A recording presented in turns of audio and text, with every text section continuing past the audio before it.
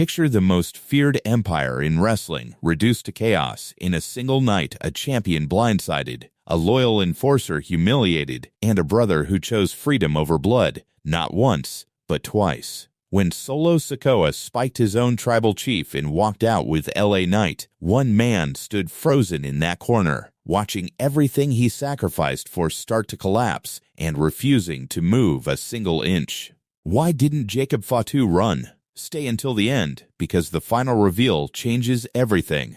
Welcome back to WWE Express, where we break down Bloodline psychology deeper than anyone else. If you're new here, hit subscribe, because this family drama is only getting started. Jacob Fatu wasn't welcomed into Roman Reigns' Bloodline. He was broken into it, forced to join after coming up short against Reigns in a brutal tribal combat battle. No handshake, no title shot, just a leash. Every beatdown he's delivered since has looked less like loyalty and more like survival. Solo Sikoa wore that same leash first, and not long ago, he ripped it clean off. Fast forward to Summerslam, and the empire that once looked untouchable took its biggest hit in years. Fatu and the Usos expected to make an example of Sikoa. Instead, it was Sikoa, LA Knight, and Royce Keys who stood tall, and the Bloodline walked out looking human for the first time in months. Roman's answer wasn't to punish Sikoa in the ring, it was to send Fatu to drag him home like property. Fatu hunted Royce Keys off television and put Sikoa down again and again until the family got their prize. But when Roman handed out Ulafala necklaces as the reward, whose neck was left empty? Before we go further, if you are enjoying this breakdown, smash that like button and hit subscribe. It genuinely helps the channel grow and keeps these videos coming. Now back to the story, because that empty neck is about to mean everything. Here's the reveal that changes everything.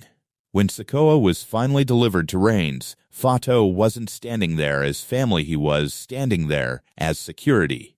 Reigns tore into Sikoa in front of the entire roster, mocking and humiliating him. When LA Knight ran down to help, Fatu cut him off without hesitation. The crowd sensed something was about to explode, and it did, just not the way anyone expected. Sikoa turned on Reigns himself, spiking his own tribal chief and walking off with Knight for good. Fatu was left standing there as the only one who never got a side to choose. Most fans expected Fatu to be the one who finally cracked after every sacrifice, every cousin he tracked down, every order he followed without asking why. The obvious story was Jacob Fatu snapping and joining the rebellion. That's not what happened, and that's exactly the point. Fatu's loyalty was never about rewards or recognition, never about earning his own Ulafala.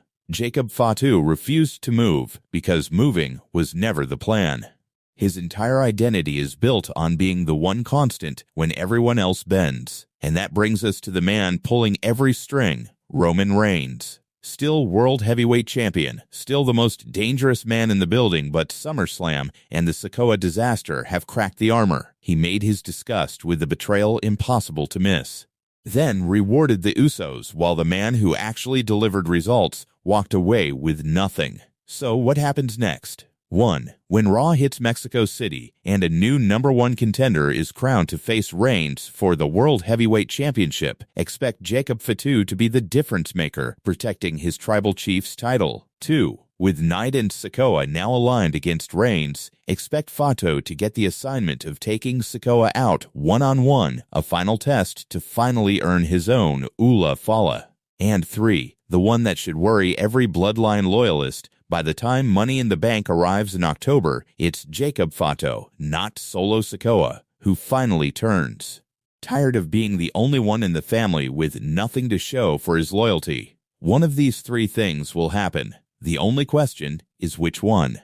Empires don't collapse from betrayal alone, they collapse when loyalty stops being rewarded. Jacob Fatu didn't refuse to move because he's weak, he refused to move because somebody in that family has to hold the line. Drop a comment. Does Fatu deserve his own Ulafala, or is Roman Reigns setting up his own downfall? Next up, we find out if LA Knight can finally dethrone the tribal chief. Until then, stay subscribed. This is WWE Express, and the Bloodline is far from finished.